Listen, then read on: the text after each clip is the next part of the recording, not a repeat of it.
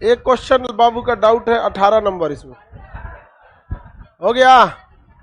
हाँ 15 नंबर भी डाउट है।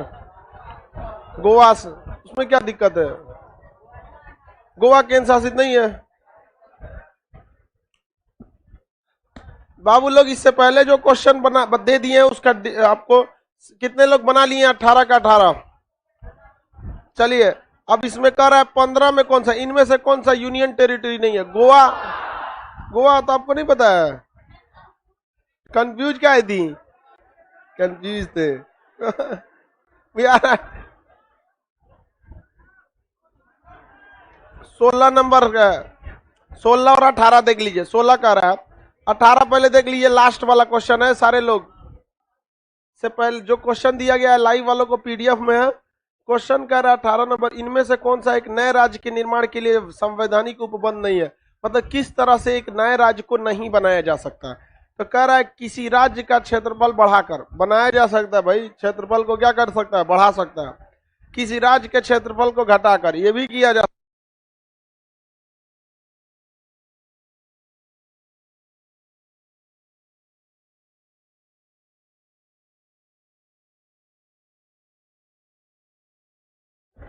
सी नंबर कह रहा है, सुनिए ध्यान से। हम चुबे बैल कहीं का ऐसे ऐसे करता है, पढ़ेगा तब तो समझ में आएगा। क्वेश्चन ऐसे पूछ रहे हो जैसे लग रहा है कि बहुत बड़ा तीर मार रहे हो। एक को क्वेश्चन नहीं छूटना चाहिए आप लोग से। किसी राज्य का नाम परिवर्तित करके, इससे भी हो सकता है। एक राज्य मतलब एक बड़ा सा राज्य जैसे यूपी बिहार है, एक राज्य संघ राज्य क्षेत्र में मिला दिया जाए। क्या बड़े राज्य को यूनियन टेरिटरी में मिला सकते हैं? नहीं। यूनियन टेरिटरी को बड़े राज्य में मिला सकते हैं, लेकिन कह रहा है कि एक राज्य मतलब कोई स्टेट है, जैसे हमारे अगल पंजाब एक स्टेट है, क्या पंजाब को चंडीगढ़ में मिला देंगे? चंडीगढ़ को पंजाब में मिला सकते हैं, पंजाब को चंडीगढ़ में नहीं मिला। तो ऑप्शन डी में कह रहा है एक राज्य संघ राज्य क्षेत्र पर शामिल हो जाए, उसमें शामिल नहीं हो सकता। समझ में आ गया कि नहीं आ गया? बाकी सब बना दिए आप लोग। और कौन बकलोला पूछ रहा था? 12 नंबर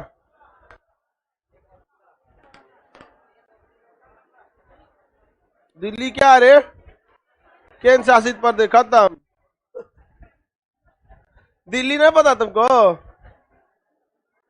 एक केंद्र शासित प्रदेश है। बकलोलवा इतना चाव से क्वेश्चन पूछा, हमको लगा बहुत खतरनाक पूछेगा। 16 निम्नलिखित कथनों पर विचार कीजिए और दिए गए कूट यानी ऑप्शन की सहायता से बताइए कौन सा इसमें सही है। भारत संविधान में यूनियन ऑफ स्टेट शब्द प्रयोग किया गया है क्योंकि भारतीय राज्यों को अलग होने का अधिकार नहीं है। सही है या नहीं है? इसके धर आयोग ने राज्यों के पुनर्गठन हेतु भाषा के आधार पर अपेक्षा प्रशासनिक सुधार को वरीयता दिया। भाई इसके धर आयोग ने भाषाई आधार पर राज्यों का मान्यता दिया। हाँ विरोध किया था उन्होंने। पंडित नेहरू, सरदार पटेल, पट्टाभी सिद्धारमैया की अध्यक्षता में कांग्रेस ने राज्यों को भाषाई आधार के पक्ष में नहीं थी। सही है कि नहीं है? हाँ सही है। किसी को दिक्कत? अच्छा एक सेकंड सुनिए ध्यान से। एसके धर ने करा है, एसके धर ने राज्यों के पुनर्गठन हेतु भाषा के आधार की अपेक्षा प्रशासनिक सुधार को वरीयता दी। ये भी सही है। सुनिए ध्यान से, एसके धर ने क्या भाषा को मान्यता दिया? तो ऑप्शन 2 नंबर पढ़िए, उसमें भी सही है। कह रहा है क्या? सुनिए ध्यान से, ए बकलोल लोग इधर देखो। कह रहा है बी नंबर, एसके धर आयोग ने राज्यों के पुनर्गठन हेतु भाषा के आधार की अपेक्षा मतलब भाषा के आधार की तुलना में प्रशासनिक सुधार को ज्यादा वैल्यू दिया। तो क्या गलत कर रहा है? उसने भाषा को वैल्यू दिया क्या? नहीं। तो एसके धर ने भाषा को वैल्यू नहीं दिया और जेवीपी ने भी भाषा को मान्यता नहीं दिया। तीनों का तीनों क्या है? सही है। और कोई दिक्कत? 9 इसमें कौन सही हो जाएगा? तीनों लाइव वाले जितने अलग अलग क्या क्वेश्चन पूछती है? 9 नंबर, भाषाई आधार पर राज्यों का पुनर्गठन कब किया गया? 1956, फजल अली आयोग, 7वां संविधान संशोधन। 53 नहीं होगा वो तो 53 दिया है। भाषाई आधार पर गठित होने वाला पहला राज्य कहेगा। अच्छा मटेरियल में गलती लिख दिया है। कब लिख दिया जी?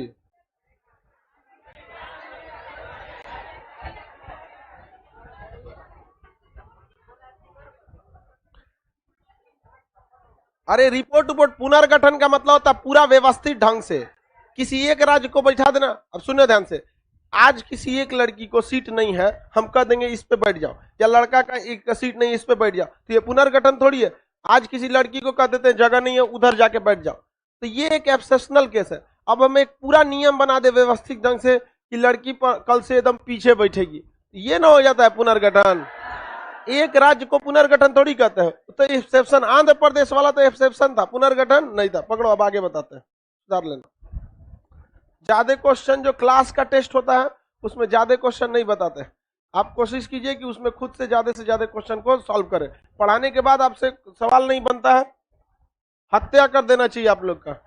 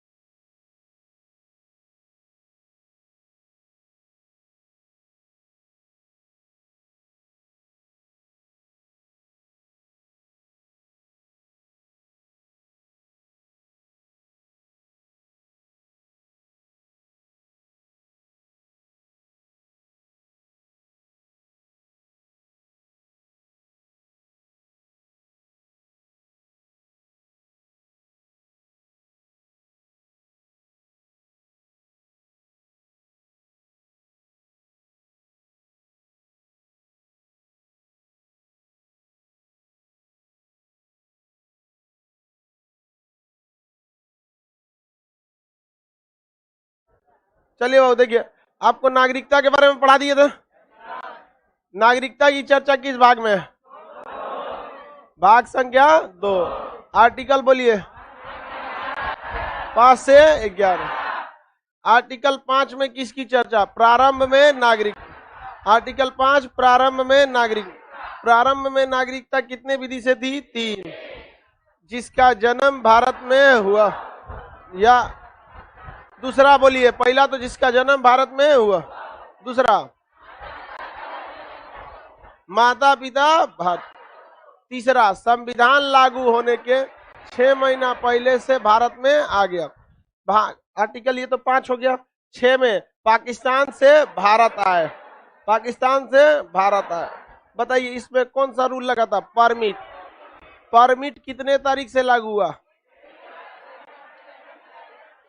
1 तारीख। कौन बोला है? बकलवा। परमिट रूल लागू हुआ था 19 जुलाई 1948। तो जो 19 जुलाई 1948 से पहले आ गया उसके लिए टेंशन नहीं, लेकिन जो 19 जुलाई 1948 के बाद आया उसके लिए भी टेंशन नहीं। 2 गो काम एक्स्ट्रा, आपको रजिस्ट्रेशन फॉर्म भर के कम से कम 6 महीना वेट। 7 नंबर जो इंडिया से कहां चले गए थे? पाकिस्तान। फिर लौट के अगर आएंगे इंडिया तो उन लोग के लिए नागरिकता। ये कब से कब गए थे? 1 मार्च 1947 के बाद लौट कर आएंगे तो उन्हें नागरिकता दे दी जाए। लेकिन ये बताइए, ये जो नागरिकता दी जाएगी 1 मार्च 1947, 1 मार्च 1947, ये 1 मार्च 1947 को अगर कोई पाकिस्तान चला गया लौट के आएगा तो उसे नागरिकता दिया जाएगा कि नहीं? संविधान लागू होने से पहले तक उसको लौट के आ जाना है। समझा गया? पता चला अब्बे को रोएगा, कहेगा कि हमरे अब्बा जान चले गए थे लाहौर, हमको नागरिकता दे दीजिए। देगा? 4 जूता देगा। कहेगा तो सामने हम 3 साल का टाइम दिए। संविधान लागू हुआ 1950 में। कितने साल में? 50। तुम पाकिस्तान को समझ लो, बुझ लो खूब अच्छा से, तुम्हारे पास पूरा टाइम है। 1 मार्च 1947 से पहले अगर बाद गए हो तो 1 साल रह लो, 2 साल रह लो, 3 साल रह लो। संविधान लागू मत होने दो। जैसे भारत का लागू होगा तुम्हारे लिए स्विच ऑफ कर देगा आदमी। ऐसा थोड़े हो कि जब भी भोर होगा चलो भारत का तो संविधान है ये, हम लोग को क्या देगा? नागरिकता। तब नहीं देगा। अब बताइए 8 में विदेश में घूमने, विदेश में नौकरी करने, पढ़ने से क्या हमारी नागरिकता खत्म होगी? विदेश भ्रमण से हमारी नागरिकता या नौकरी करने से हमारी नागरिकता खत्म नहीं होती है। 9 में बताइए विदेशी नागरिकता ले लेंगे तो भारत की नागरिकता खत्म। 10 में नागरिकता का बना रहना। सरकार जब तक हम कोई बहुत जघन्य अपराध नहीं करेंगे हमारी नागरिकता खत्म नहीं होगी। ये 11 में क्या था? नागरिकता संबंधी कानून कौन बनाता है? संसद। नागरिकता संबंधी कानून बनाने का अधिकार संसद के किस मंत्रालय को? गृह मंत्रालय को। अब बताइए, क्वेश्चन बताइए, संविधान जब बना था तो उस समय क्या नागरिकता का प्रावधान बहुत ज्यादा था या नॉर्मल था? नॉर्मल था संविधान बना।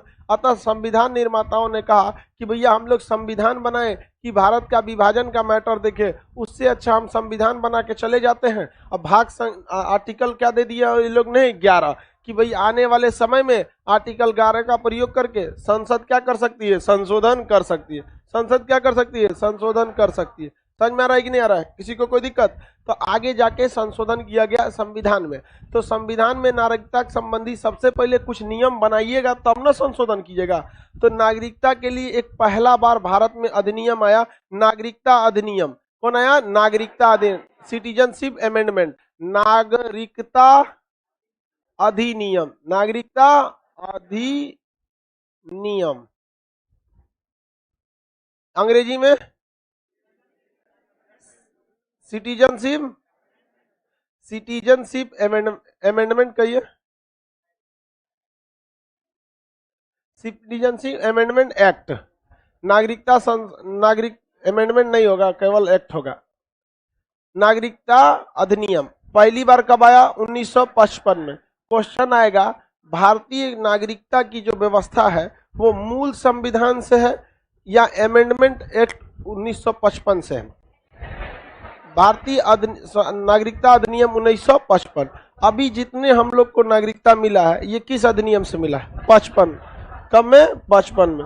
हालांकि संविधान जब बना था तो उस समय भाग 2 में भी किसकी चर्चा थी? नागरिकता की। भाग 2 में किसकी चर्चा थी? नागरिकता। तो उस समय भाग 2 में जो नागरिकता थी वो उस समय केवल सेटलमेंट के उद्देश्य से रखा गया था। आर्टिकल 5 से कहां तक था? 11 तक, कि जो देश में विभाजन हो रहा है उससे लोग इधर उधर आ जा रहे हैं, उसमें जो नागरिकता को दिया जाए टेम्पोररी, उस व्यवस्था को करने के उद्देश्य से रखा गया था।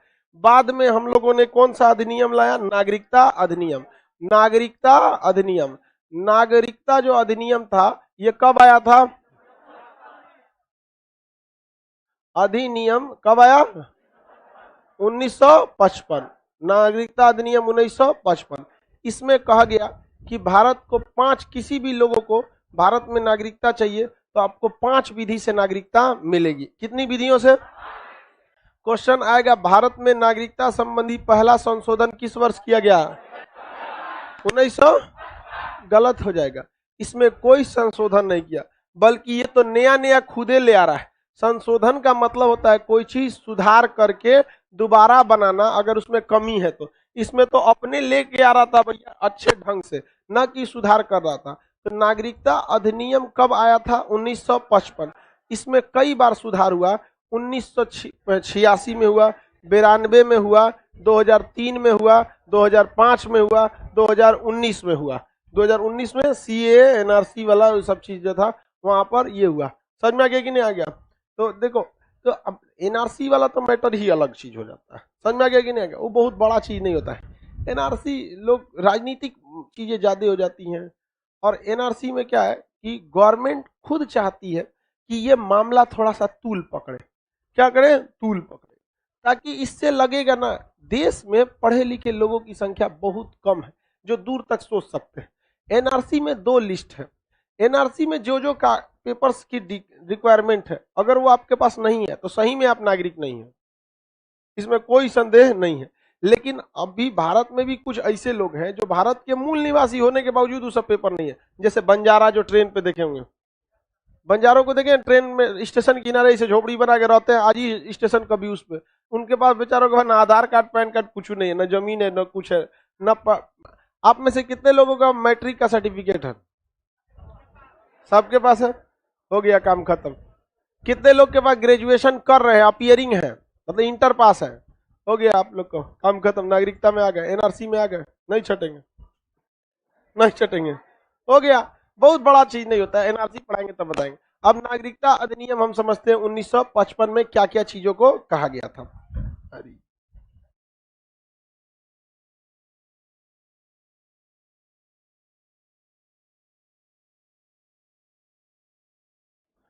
देखिए इसमें फर्स्ट नियम जो आया था वो कहता है कि जन्म के आधार पर नागरिकता। किस आधार पर?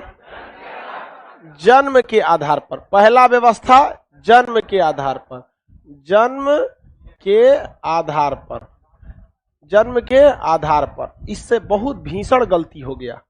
देखिए जन्म के आधार पर कह दिया गया कि कोई भी लड़का यदि भारत में जन्म ले लिया तो उसे भारत की नागरिकता मिल जाएगी। 1955 में जितना बुद्धि जितना ईमानदारी था उसी आधार पर बनाया गया। तो जन्म के आधार पर भारत की नागरिकता मिल जाएगी। तो जिसका भारत में जन्म होता था उसे भारत में कैसे नागरिकता मिल जाएगी? ऑटोमेटिक। जन्म के आधार पर उसे नागरिकता मिल गई। लेकिन इसमें एक बहुत घोर अपराध गलती हो गया था। गलती ये हुआ था कि पाकिस्तान वाला जो था सब 4-4 को ब्याह करेगा, सब लोड करके भारत में छोड़ देता था। अब भाई वो सब यहाँ आके उन सब का डिलीवरी हो जाता था।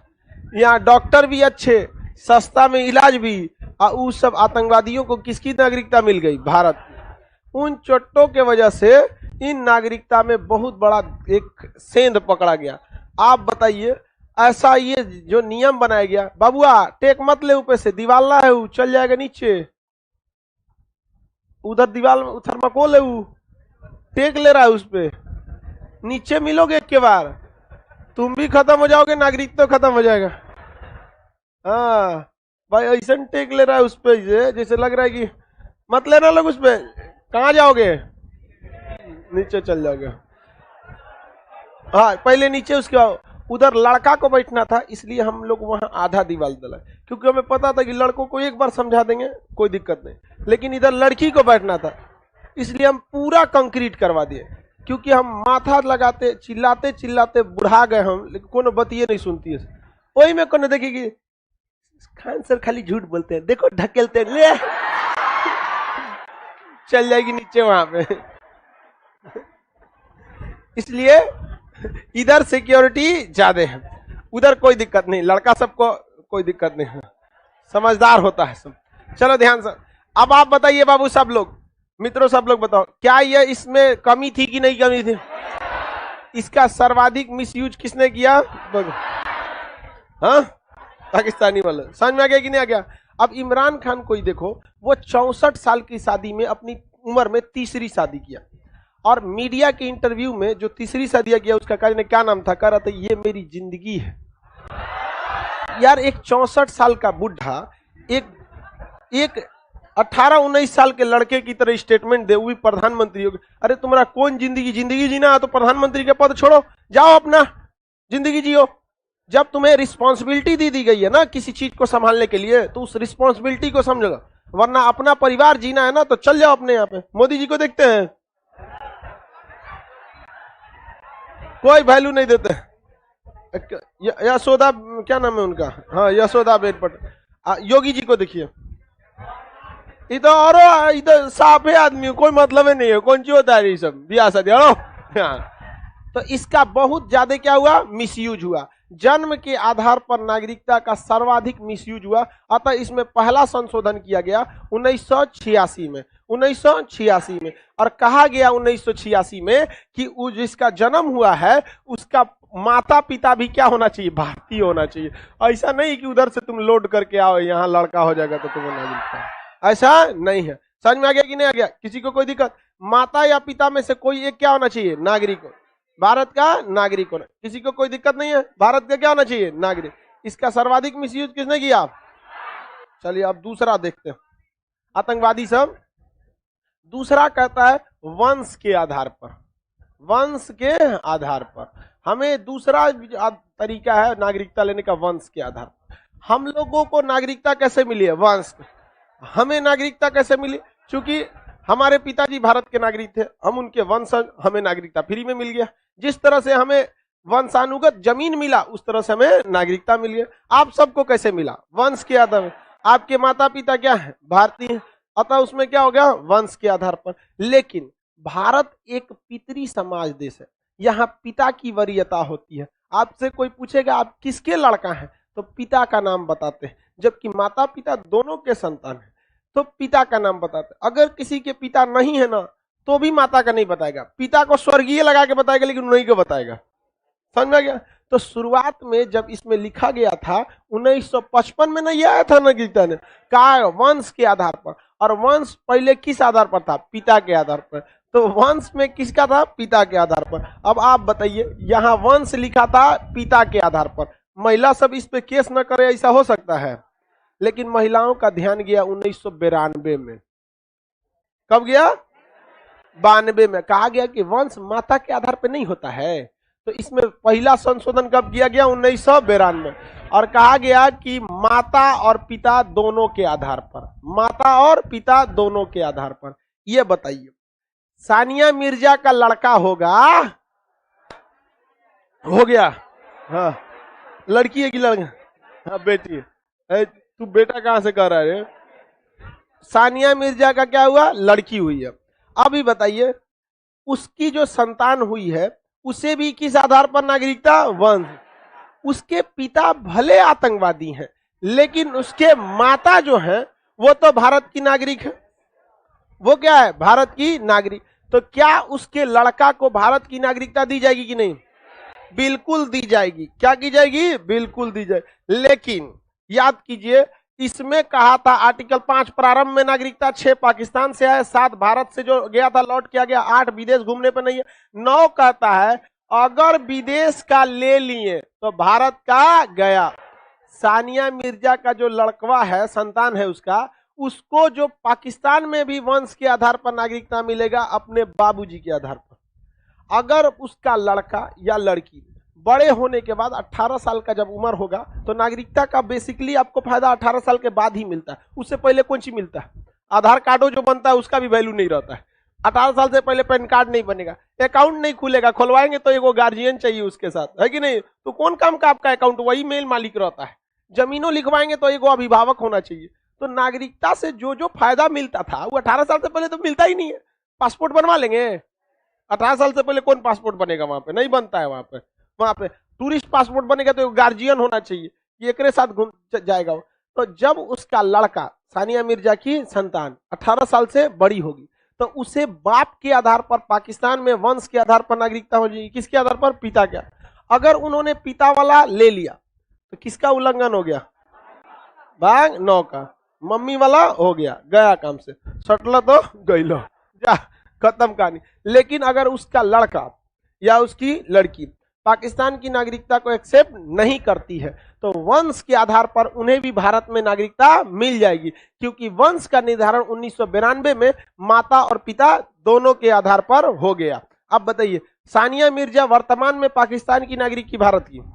भारत की, क्योंकि उसको आर्टिकल 9 अच्छे से पता। और कितना होशियार है, देख रहे हैं, वो अपने बुढ़ऊ के नाम पर पूरा पाकिस्तान घूम रही है। बुढ़ऊ समझते हैं? पति उसको उसके नाम पर पूरे भारत में घूम रही है। अब देखिए पाकिस्तान में, और भारत तो उसका देश है ही है यहाँ पर, हालांकि उसने भारत की नागरिकता नहीं ले रखी है। आगे बढ़े, वंश के आधार पर नागरिकता समझ में आ गया। भारत की नागरिकता ली है, पाकिस्तान की नहीं ली। तो नागरिकता 1955 में अधिनियम आया था। 1955 में 2 आधार देख लिए, कौन कौन? जन्म के आधार पर, जन्म के आधार पर जो नागरिकता दिया जाता है, इस नागरिकता में पहली बार संशोधन कब किया गया? 1906। और यही नागरिकता में पहला संशोधन भी था। और क्या जोड़ा गया कि माता और पिता में से एक भारतीय होना चाहिए। ऐसा नहीं होगा कि आप क्या कर लीजिए, भारत के नागरिक हैं और मतलब विदेश के हैं, यहाँ आने के बाद जन्म हो गया तो क्या हो जाएगा यहाँ के नागरिक? ऐसा नहीं है। उस तरह से तो बहुत लोग आते हैं, घूमने फिरने आएंगे, यही लड़का हो जाएगा। जो वो सब महिलाओं को नहीं समझ में आ रहा। तो लड़का होने का टाइम है तो घूम का रही है रे। अरे घरे में बैठो शांति से, वहां तो ना लंदन से चल आएगी, यहाँ लड़का हो जाएगा। पिटाने वाला काम करती है कि नहीं? घूमेगी यहाँ पे। आगे बढ़े, किसी को यहां तक में दिक्कत है?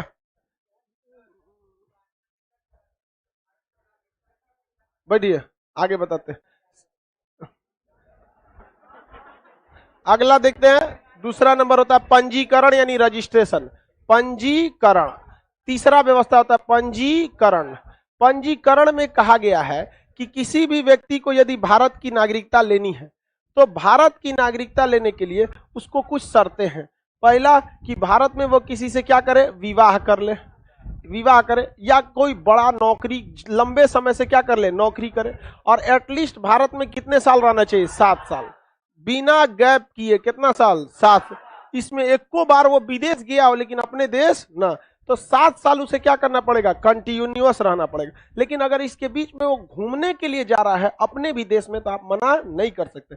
अब देखिए, एक होता है घूमने जाना, एक होता है रहने के लिए चले जाना। अगर हम अभी चले जाए नेपाल, 10 दिन में चले आए, तो रहने थोड़ी गए थे, घूमने गए थे। यहाँ पर समझ में, हम रूस चले जाए, घूमने गए थे, रहने नहीं गए थे, तो उसे कितना साल रहना पड़ेगा, 7 साल।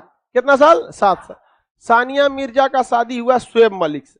अगर शुएब मलिक चाहता है कि पाकिस्तान ठीक देश नहीं है, कुछ भी कर लोगे आतंकवाद का मोहर लगेगा ही, तो शुएब मलिक चाहता है कि हम भारत की नागरिकता ले ले, तो उसके पास शर्त कंप्लीट है, एक ठो, कि वो भारत में विवाह किया है भारत की महिला सानिया मिर्जा के साथ। नौकरी तो करता नहीं, लेकिन उसको कितने साल रहना पड़ेगा, 7।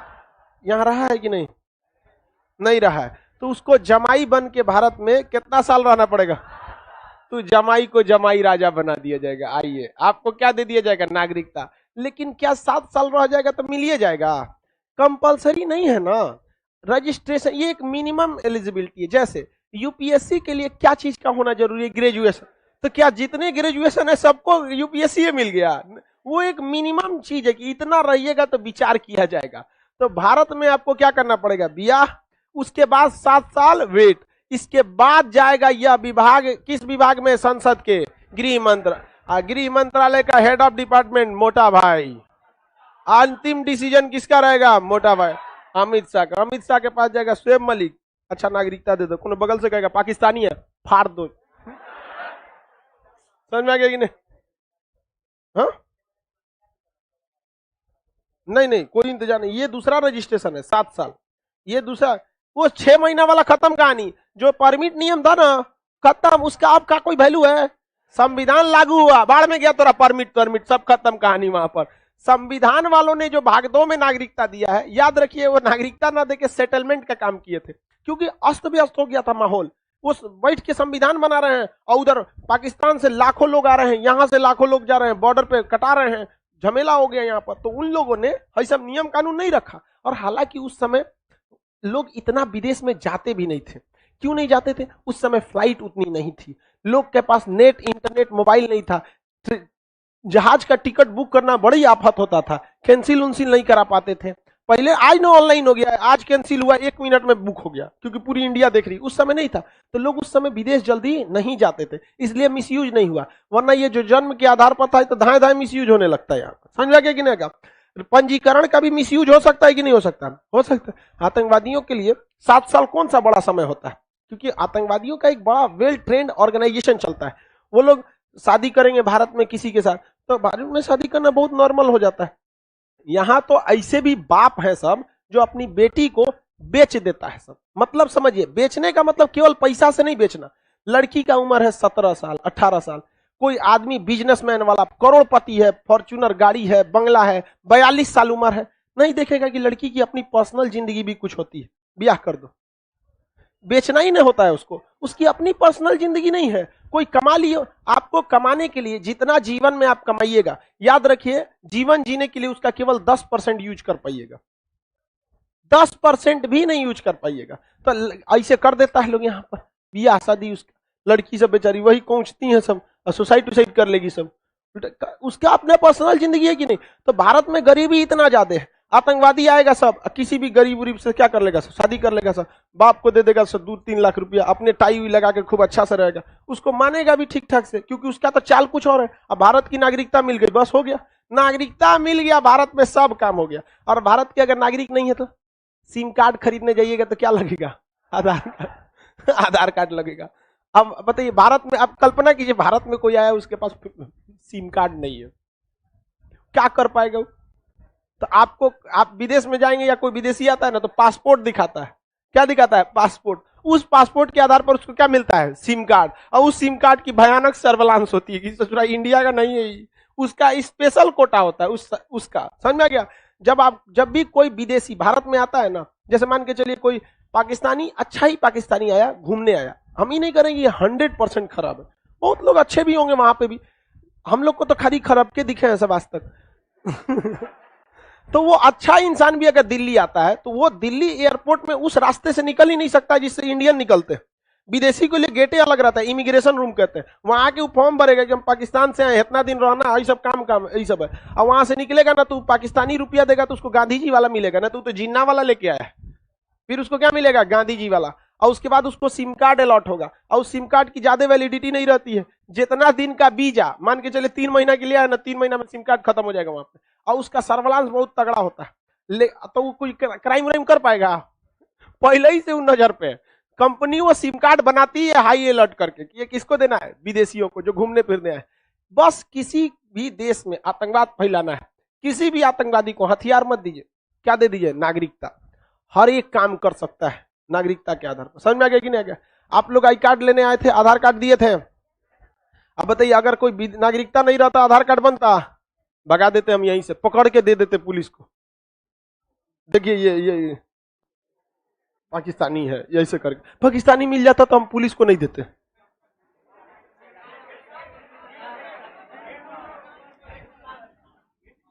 उसी का बिरयानी बनाते।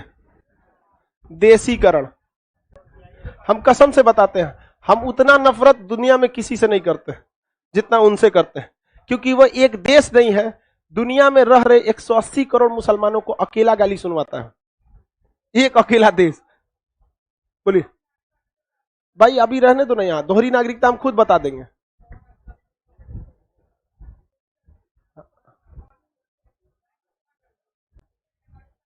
काय मिलेगा, रहने दो, अभी हम बता देंगे आगे। मतलब ऐसा थोड़ी है कि आप आगे पूछेंगे तो हम बता देंगे। अभी एक नागरिकता खत्म थोड़ी हुआ, आप भाग 1 से सवाल पूछिए, उसमें कोई दिक्कत है? इसमें भी दिक्कत नहीं होगा। समझ में आ गया? आप ध्यान से रखिए, हमारे पास एप्लीकेशन पे आए टाइम पे वर्तमान में 23 लाख स्टूडेंट, 23 लाख। और हम पढ़ाते वक्त में ये ध्यान रखते हैं कि यदि 1% विद्यार्थियों को भी डाउट हो जाएगा ना तो हम मर जाएंगे उनका डाउट क्लियर करते करते। 23 लाख का 1% जोड़ लीजिए, लगभग 2.5 लाख हो जाएंगे सर। तो हम उस तरह से पढ़ाएंगे ना कि अगर डाउट हो जाए तो फिर हम मर जाएंगे, पढ़ाई नहीं पाएंगे। इसलिए थोड़ा सा टाइम सही, लेकिन आपको डाउट नहीं होगा। समझ में आ गया? ये कुछ कॉम्प्लिकेटेड चैप्टर होते हैं, बड़ा तामझाम होता है, इसलिए आपको थोड़ा सा दिक्कत हो जाएगा। अब देखते हैं देसीकरण। इसमें क्या होता है, देसीकरण।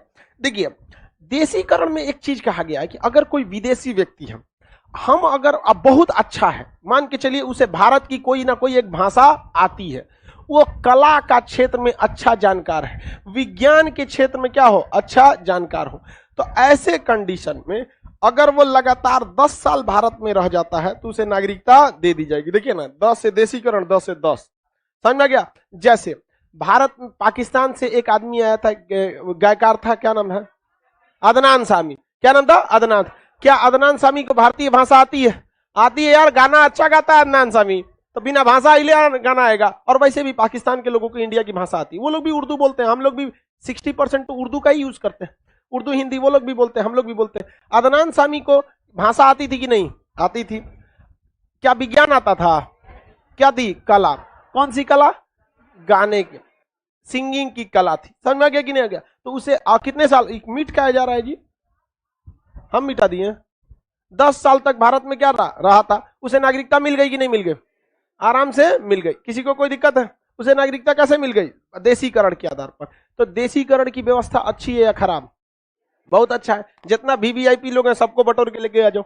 नासा का कोई वैज्ञानिक है, उसको भारत में बुलाइए, तो भैया वो अंग्रेजी भी जान जाए, कोई भारतीय भाषा तनी मनी हो जान जाए, कोई दिक्कत नहीं होता। और बहुत बड़का वैज्ञानिक है, क्या कीजिए, भारत में बुलाइए, 10 साल रखिए, उसको क्या दे दीजिए, नागरिकता दे दीजिए। तो अच्छी बात है कि नहीं? तो अच्छे लोगों को इसका आतंकवादी यूज कर पाएंगे। ये बहुत इजी तरीके से मिलता है, लेकिन इसका आतंकवादी यूज नहीं कर पाते। वो खूब से खूब भाषा सीख लेते हैं, 10 साल समय बिता सकते हैं। तो जरा कला क्या आएगा, बम चलाना। विज्ञान में क्या रहेंगे सब, कैसे डेटोनेटर लगा के ब्लास्ट करना, इस सब पे तो वैल्यू नहीं मिलेगा। तो बताइए, देश में जो संशोधन किया गया 1955 में, ये सोच समझ के किया गया कि नहीं किया गया?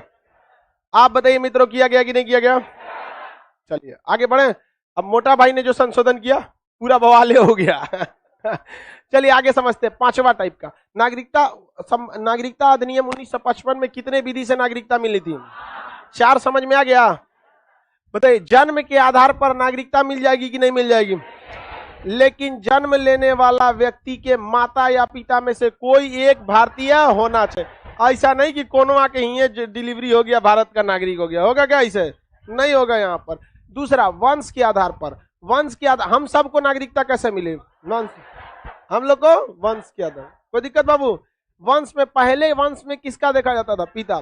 अभी वंश के आधार पर माता, माता पिता दोनों को देखा जाता है। बताइए, जो पहले पिता को दिया था गलत किया था कि नहीं किया था? माता को जरूरी तो सोचा माता का ही होना चाहिए। समझ में आ गया कि नहीं आ गया? अब अगला देखते हैं, 5वां नंबर, पंजीकरण में कितना साल बाबू? 7 साल। पहले पंजीकरण में 5 साल था, अभी कितना है? 7 साल।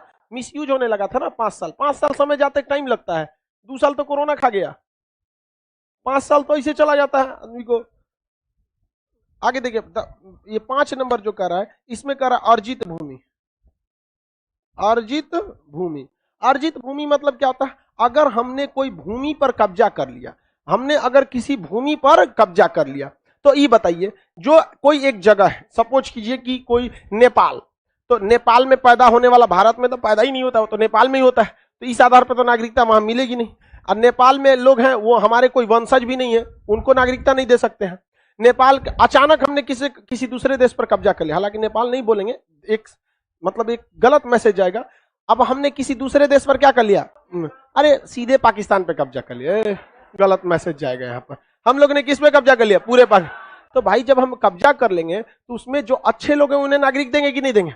बाकी गलत लोग को मार देंगे हम लोग। तो अच्छे लोगों को किस आधार पर नागरिकता देंगे? और कितने लोग बता सकते हैं अर्जित भूमि के आधार पर किसे नागरिकता दी गई होगी? किसे याद आया? किसे? सिक्किम, 16 मई 1975 सिक्किम को कहां मिला लिया गया? भारत में। तो सिक्किम के लोगों को नागरिकता देंगे कि नहीं देंगे? किस आधार पर? अर्जित भूमि। सिक्किम में दे दिया गया अर्जित भूमि। जब हम पीओके को लाएंगे, पीओके, पाक ऑक्युपाइड कश्मीर, तो वहां के लोगों को भी हम क्या देंगे? नागरिकता। किस आधार पर? अर्जित। जब हम लोग गिलगिट बाल्टिस्तान किसी को भी कब्जा करेंगे तो किस आधार पर? अर्जित। हालांकि भारत की ऐसी नीति नहीं है, क्षेत्रफल विस्तार की नीति हमारी नहीं है। तो नागरिकता प्राप्त करने की कितनी विधियां? खड़े कोनो कोनो एग्जाम में पूछ देता है, कितनी विधियां? 5। कितनी विधि? किसी को कोई दिक्कत? नागरिकता संबंधी अधिनियम कब आया? 1955। पहला संशोधन 1986। दूसरा का संशोधन 1992। तीसरा संशोधन आया था 2003। 3 में भी संशोधन हुआ, वो कोई खास संशोधन नहीं था। 2003 में कहा गया कि जो जन्म के आधार पर नागरिकता है, और 86 में कहा गया था कि माता पिता भी भारतीय होने चाहिए। तो 92 में तो जन्म के आधार पर कहा था ना कि माता या पिता में से एक भारतीय रहेगा तभी। तो 2003 में कह रहा है, बहुत नॉर्मल चीज, कि आपको नागरिकता वैधानिक तरीके से लेना है, लीगल तरीके से लेना है। अगर आप इलीगल तरीके से लिए रहेंगे तो नागरिकता खत्म कर दी जाएगी। कोई बड़ी बात है? आप तो इलीगल तरीके से मैट्रिक का सर्टिफिकेट भी लिए रहेंगे तो खत्म हो जाएगा। नागरिकता तो बहुत बड़ी चीज होती है। इलीगल तो कुछ भी लेंगे तो क्या हो जाता है? खत्म हो जाता है। जमीनों लिखवा लीजिए आप इलीगल तरीके से, कोर्ट खत्म कर देगी। तो 2003 वाला संशोधन बहुत बड़ा संशोधन नहीं था।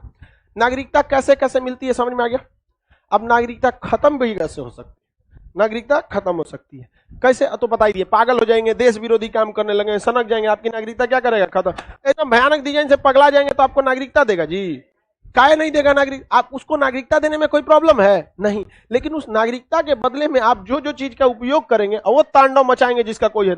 आप भारत के नागरिक हैं, आपको लाइसेंस भी मिल सकता है हथियार का। अब पता चला वो सनक गया है, अब पूरा 100% पागल नहीं, कुछ कुछ अजीब पागल होता है सब, बैठे बैठे रहेगा सब, बिखिया जाएगा सब, गुस्सा तुरंत आएगा। और भारत का क्या रहेगा? नागरिक। अब पता चला वो आधार कार्ड पैन कार्ड बनवा के बंदूक लेके घूम रहा है इससे, और जहां कुछ हुआ हमको बोलेगा रे धाए ले, दिक्कत हो जाएगा वहां पे। तो कई ऐसी व्यवस्थाएं हैं जहां आपकी नागरिकता छीनी जा सकती है। नागरिकता प्राप्त करने की कितनी विधियां? अब ध्यान से समझिए, कोई व्यक्ति अगर भारत का नागरिक नहीं है तो भारत में वो आधार कार्ड बनवा लेगा, पैन कार्ड हम लोग की तरह छुट्टा सांड की तरह घूम लेगा? नहीं घूम पाएगा, कभी कुछ भी नहीं कर पाएगा यहाँ पर। तो इसके लिए 2005 में, कितने में? 2005 में एक संशोधन किया गया। 2005 में संशोधन करके कहा गया, एक ओवरसीज सिटीजन ऑफ इंडिया, क्या कहा गया?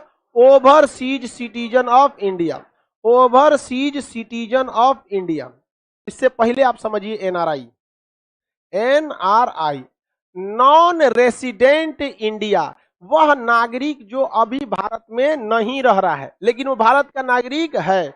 नॉन रेसिडेंट इंडिया, वो भारत का है लेकिन वर्तमान में भारत में नहीं रह रहा। जैसे हम 10 दिन के लिए जापान घूमने गए तो क्या हम एनआरआई हो जाएंगे? नहीं हो जाएंगे। एनआरआई कैसे हो जाएंगे? घूमने गए लेकिन हम जापान में चले गए काम करने के लिए और 2 महीना काम करके आए तो एनआरआई हो जाएंगे? नहीं होंगे। देखो भैया एनआरआई का शर्त समझिए, एनआरआई नॉन रेसिडेंट इंडिया है, विदेश में कम से कम 6 माह रहा हो या 6 महीना अगर हम पढ़ाई करने चल गए अमेरिका तो क्या हो जाएंगे? एनआरआई। 6 महीना बिजनेस करने चले गए एनआरआई, 6 महीना से ज्यादा काम करने चले गए एनआरआई। तो एनआरआई होने के लिए आपको विदेश में काम करने, पढ़ाई करने या नौकरी उकरी के काम से, शिक्षा के काम से अगर आप जाएंगे और 6 महीना से ज्यादा रह जाते हैं तो क्या कहलाएंगे? एनआरआई। एनआरआई लोग बहुत अच्छे होते हैं।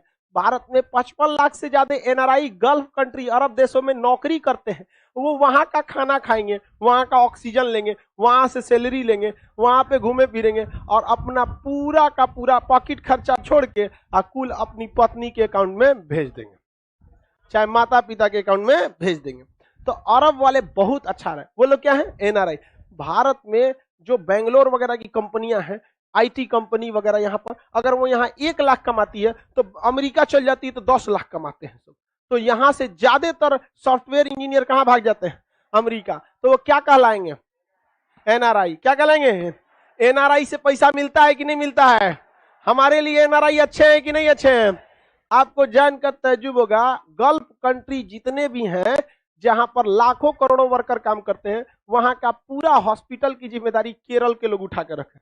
केरल की नर्स मिलेंगे, वहां के डॉक्टर मिलेंगे, यहीं के सब डॉक्टर उक्टर मिलेगा सब, क्योंकि यहाँ का डॉक्टर सस्ता में इलाज करके निकाल देता है, एकदम बढ़िया से इलाज करके सस्ता में निकाल देगा। तो क्या हमारे लिए अच्छा है कि नहीं? कोई इंजीनियर मान के चलिए सॉफ्टवेयर डेवलपर है, बेंगलोर में काम करेगा, उसको कितना मिलेगा? 1 लाख। अमेरिका चल जाएगा तो 10 लाख। भारत को बहुत मजा आ रहा था, वाह वाह वाह वाह वाह, सीधे भेजो 10 लाख भारत में। अमेरिका माथा पीट रहा था, सोच रहा हमारा सब पैसा जा रहा है। अमेरिका दिमाग लगा दिया, उन लोग से कहा कि तुम 10 लाख कमा रहे हो, अब भारत भेज रहे हो, अमेरिका की नागरिकता ले लो, तुमको 20 लाख मिलेगा। कहा कि सही बोल रहे हैं ट्रम्प, अब तो हम लोग के लिए ले भैंसों गई पगहो चल गए, खूंटो उखाड़ ले गया सब, वहां चल जाएगा। रीजन क्या है कि बड़े लोग जो करोड़पति हो जाते हैं फिर उनको बहुत ज्यादा इमोशंस खत्म होने लगते हैं, फिर वो लाइफ उनके लिए क्या हो जाती है? बिजनेस। और अमेरिका में हर सुख सुविधा, घर द्वार, बंगला, गाड़ी घोड़ा, हर चीज होते हैं सब वहां पर, तो वहीं बस गया। भारत के लिए माथा का सरदर्द हो गया। जो एनआरआई से पहले आदमी खुश होता था, अब एनआरआई ज्यादा कमाने लगता है तो डर लगने लगता है, गोइलो अब वही के नागरिकता ले लेगा। बताइए गड़बड़ है कि नहीं? 30-40 हजार कमा रहा है, 50 हजार, 2 लाख कमा रहा है तो वो नहीं छोड़ेगा भारत की नागरिक। लेकिन ससुरा अगर करोड़ों में कमा रहा है तो क्या कर देगा? छोड़ देगा। पहले एनआरआई के तौर पे ही तो गए थे सुंदर पिचाई, सुंदर पिचाई गए थे कि नहीं? किस तौर पे गए थे? एनआरआई। 2 लाख 3 लाख कमाते थे, अच्छा भेजते थे। एक के बार जब करोड़ों कमाने लगे तो अमेरिका का ही के नागरिक हो जाइए ना, चल गए भारत से। सत्यम नडेला जो भारत से गए थे, सत्यम नडेला किस कंपनी के? जी माइक्रोसॉफ्ट। और सुंदर पिचाई गूगल। तो माइक्रोसॉफ्ट में पहले वो तो एनआरआई के रूप में काम करने गए थे, अब काम किए, सैलरी मिला, भारत को मजा आ रहा था कि लू 2 लाख 3 लाख 5 लाख भेज रहा है, 1 करोड़ भेज रहा है। जब देखा अमेरिका तक आ गया, यहीं की नागरिकता ले ली, सटक गया भारत का दिमाग। जो एनआरआई से पहले फायदा होता था, अगर देखिए अगर कोई एनआरआई है 1 लाख रुपया महीना कमा रहा है, भागेगा भारत से? कोनो एनआरआई 5 करोड़ कमाने लगा, गया भारत से। भारत के लिए सरदर्द हो गया कि भैया मेहनत कर रहे हैं, पढ़ा लिखा के हम भेज रहे हैं टॉप ग्रेड वालों को, भाग के वहां चल जा रहा है, एम्स में डॉक्टर बना चल गया अमेरिका यहाँ पर। तो भारत सरकार ने कहा कि अब क्या किया जाए। इसके लिए 2005 में जो एनआरआई भाग गया था सब, वहीं बस गया सब, उनके लिए ओवरसीज सिटीजनशिप ऑफ इंडिया 2005 में लाया गया। ओवरसीज सिटीजनशिप ऑफ इंडिया कब लाया गया? 2005। कहा गया कि जो जो भारतीय अमेरिका में या विदेश में एनआरआई के रूप में गया था, वहां काम किया था, लेकिन अगर वहीं बस गया तो हम आपको भी भारत की नागरिकता खत्म नहीं करेंगे, बल्कि आपको देंगे ओवरसीज नागरिकता। कौन सी नागरिकता? Overseas citizen of India. इस नागरिकता के तहत आप भारत में आके छुट्टा सांड की तरह क्या कर सकते हैं? घूम सकते हैं। जो जो सुख सुविधाएं नागरिकों को मिलती हैं सारी आपको मिलेगी। यहां आने के लिए आपको वीजा यानी भारत से परमिशन लेने की जरूरत नहीं पड़ेगी। अगर कोई भारत के बाहर का है ना तो ऑनलाइन रजिस्ट्रेशन करता है भारत में आने के लिए, तो उसका वीजा देखा जाता है, फिर उससे कहा जाता है कि तुमको हम 5,000 रुपया लेंगे तब भारत में घुसने देंगे। और जो वीजा पे डेट लिखेगा ना कि भारत में 10 दिन रहिए तो 10 दिन रह सकते हैं। वीजा अगर आपका 2 महीना का है तो कितना रह सकते हैं? 2 महीने। अब वीजा अगर 1 घंटा का है तो एयरपोर्ट पे उतरिए, चाय पीजिए, चल जाइए। समझ में आ गया कि नहीं आ गया? तो वीजा के लिए तो भारत सरकार ने कहा कि जो एनआरआई कंप्लीटली बस गया है उसको लाना जरूरी है कि नहीं? अरे एकदम खांटी आदमी है सब। तो उसको कौन सी नागरिकता दी गई? ओवरसीज। कौन सी नागरिकता? ओवर। कहा गया कि अब भारत में आप वैसे ही आ सकते हैं जैसे भारत का नागरिक आ सकता है। तो जो जो सुख सुविधाएं हमें है वो सारी सुख सुविधाएं किसको है? ओवरसीज नागरिकता। बस एक चीज में कमी है, वो यहाँ राजनीतिक चुनाव नहीं लड़ सकता है और ना यहाँ किसी को वोट डाल सकता है। तो उसको भी खुश, भैया अमेरिका गए। पहले अगर भारत में अगर कोई आता है विदेशी, मान के चलिए कोई अमेरिका का या भारत का ही नागरिक था, एनआरआई था, पहले जब छुट्टी पे आता था तो कोई दिक्कत था? आपके मोहल्ले में भी बहुत लोग विदेश में काम करते हैं कि नहीं करते जी? क्या आते हैं तो कोई दिक्कत होता है? कोई दिक्कत नहीं होता है। लेकिन अगर वो वहां की नागरिकता ले लिया तो यहाँ अनुच्छेद 9 का उल्लंघन, सटला तो गई लो, यहाँ का खत्म। अब उसका सारा चीज क्या हो जाता है? खत्म। अब मेहमान बन के रह जाएगा। तो उसको भी भारत में आने में दिक्कत होता था। महीना महीना जाके पुलिस में रिपोर्ट कराओ कि अभी वर्तमान में हम जयपुर थाना के एरिया में है, फिर घूमने गया दिल्ली तो वहां रिपोर्ट कराओ अभी दिल्ली में है। बेचारा परेशान होकर आते ही नहीं थे सब, क्योंकि ये करोड़पति लोग हैं, आएंगे तो फायदा होगा कि नहीं होगा? तो इनको फायदा कमाने के लिए कौन सी नागरिकता दिया गया? ओवरसीज नागरिकता। कौन सी नागरिकता?